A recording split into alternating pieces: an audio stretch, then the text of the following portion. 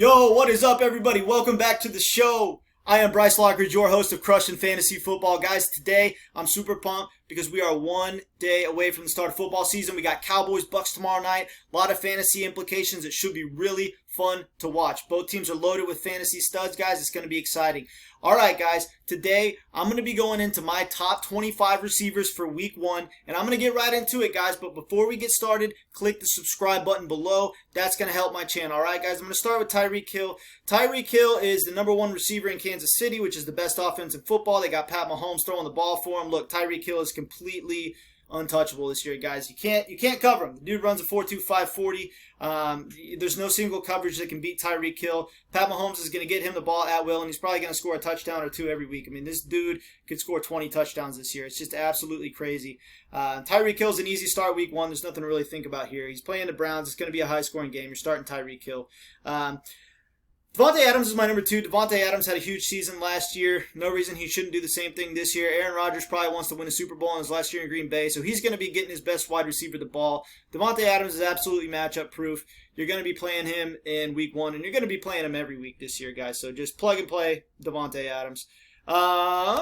So my number three is Stefan Diggs. Stefan Diggs plays for Buffalo. He had 1,500 yards last year receiving. That led the league. There's no reason to think he can't do it again with, going into his second year with Josh Allen. These guys obviously had a connection right off the bat. It should be even better this year. He could easily lead the league in targets again. He's the clear-cut number one wide receiver on his team with absolutely no competition. Cole Beasley's the number two. He's not going to get nearly the volume that Diggs does. Diggs is going to get all the work. So you're starting Stefan Diggs in week one. Number four, DeAndre Hopkins. He's got Kyler Murray throwing him the ball. DeAndre Hopkins didn't miss a beat when he went to the Cardinals. I mean, this dude is one of the best wide receivers in football. The Cardinals, they're going to have a good offense this year, and DeAndre Hopkins is going to go off. It's a pretty easy decision. You are playing DeAndre Hopkins week one. Number five, Calvin Ridley. Falcons are playing the Eagles week one. They should be able to score against the Eagles and move the ball against them. I don't see the Eagles defense being able to stop Calvin Ridley. And Matt Ryan. Look, Matt Ryan loves to get his number one wide receiver the ball. We saw it with the years with Julio Jones. So Calvin Ridley's going to be being force-fed the ball all season long. He's going to be an absolute volume hog. You are starting him week one, all right? DK Metcalf, my number six. Look, guys, DK Metcalf's a physical specimen. He's the closest thing we have to Calvin Johnson. In today's NFL. He's absolutely matchup proof. You're starting in week one. A.J. Brown for the Tennessee Titans. Look, A.J. Brown really showed what he could do last year. And, there's no reason to think that he shouldn't be able to repeat that. Tannehill and him have a pretty good connection. A.J. Brown's going to put up some good fantasy numbers this year. This is never going to be a guy you have on your bench. You're starting A.J. Brown in week one. We got Vikings and Bengals, right? So Justin Jefferson, man, against the Bengals. I don't think the Bengals are going to be able to stop Justin Jefferson or Adam Thielen for that matter. The offense runs through Dalvin Cook, but look, all that does is set up the play fake for Justin Jefferson so he can get his big plays in. He's probably going to score a touchdown against the Bengals. You're starting in week one. Look, my number 9, Terry McLaurin. All right, I'm excited about this guy. I talked about him in my top 5 wide receivers video earlier. I think this guy is going to be one of the best receivers in the league this year. The dude's got great talent. He's got Ryan Fitzpatrick, the gunslinger journeyman, throwing him the ball. I think that Terry McLaurin is due for a huge breakout season. There's a lot of people that think he's going to, have a good season, but I think he's going to exceed expectations. So you're definitely going to start Terry McLaurin week one.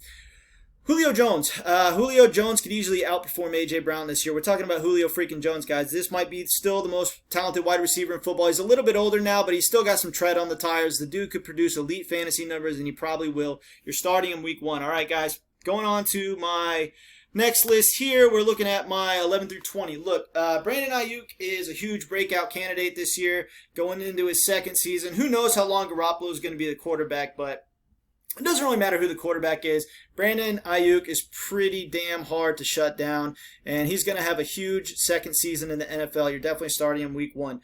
CeeDee Lamb against the Bucks.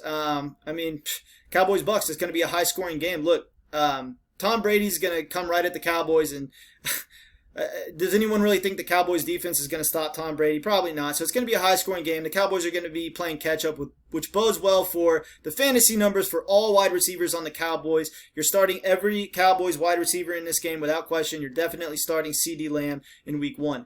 Robert Woods, my number 13. Look, Robert Woods, he gets to have Matt Stafford throwing on the ball now. That's always a good thing. Matt Stafford's still one of the best quarterbacks in football. It's a Sean McVay offense. That coach-quarterback combination is absolutely sick. These wide receivers should be eating all season long. Robert Woods is an easy play week 1. Adam Thielen, look, he gets more red zone attention than Justin Jefferson does. I mean, for whatever reason, whenever they're in the red zone, they like to go to Adam Thielen. So Thielen, he's going to get you consistent production, and he's going to have weeks where he gets you multiple touchdowns. So you're definitely never having Adam Thielen on the bench. You're definitely starting him week 1. Mike Evans, one of the most talented receivers in the league. 6'5" beast. He's got Tom Brady throwing him the ball. His ceiling's a little capped because Tom Brady, he has all these guys to throw the ball to, but he's just too good of a player to have on your bench, and he gets in the end zone. So you're starting Mike Evans week 1. Cooper Kupp, same situation as Robert Woods. They should get a pretty equal target share this year. I have Robert Woods ahead of him just a little bit, just because from a sheer talent standpoint, I think Robert Woods is just a little bit better. But Cooper Kupp's a great wide receiver. He's going to, he's a product of the Sean McVay and Matt Stafford offense, so he's going to benefit from that. You're definitely starting him week 1. Amari Cooper, look, I think CeeDee Lamb's going to command most of the targets this year for the Cowboys, but Cooper's target share should still be very close. He's still an elite wide receiver, and you're pretty much going to be starting him every week with confidence. You're definitely starting week 1. Tyler Lockett, a little bit boomer bust last year. Doesn't mean he's going to be boomer bust this year. Look, Tyreek Hill was boomer bust 2 years ago, right? And then he was consistent last season. Okay, there's no reason to think that Tyler Lockett can't produce consistent fantasy numbers this year. He's a great talent. He's got Russell Wilson throwing on the ball. This is going to be a run first offense, but whenever they do decide to pass the ball, there's 2 guys that they go to. That's DK Metcalf and Tyler Lockett. He's going to be a volume hog. He's going to get in the end zone. You're definitely starting Tyler Lockett. The dude can win you weeks, and he's going to be more consistent this year. So you're definitely starting week 1. Chris Godwin. I like Chris Godwin, but, it's the same situation with Mike Evans. There's just too many mouths to feed. These guys' ceilings are severely limited, but they do provide, a decent floor. You know that Chris Godwin's at least going to get some sort of production for you just because it's a great offense. So you could start him as a flex player.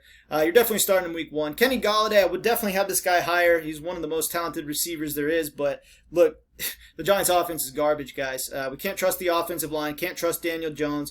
There's just too many question marks with the offense right now to have too much confidence in Kenny Gallaudet, but they are going to be force-feeding on the ball, so you can definitely start him as a flex. You're definitely starting him week 1. On to my 21 through 25. T. Higgins, 6'4" beast wide receiver.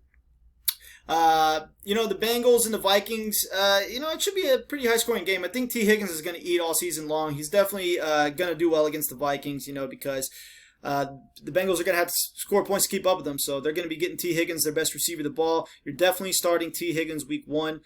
Chase Claypool, I like him out of all the Pittsburgh Steelers wide receivers this year. I think he's going to command the biggest target share, and opportunity is everything in fantasy, so Claypool is definitely going to be ahead of Schuster and Deonte Johnson until further notice. I got Deonte Johnson right behind him. He's going to be lining up in the slot mostly.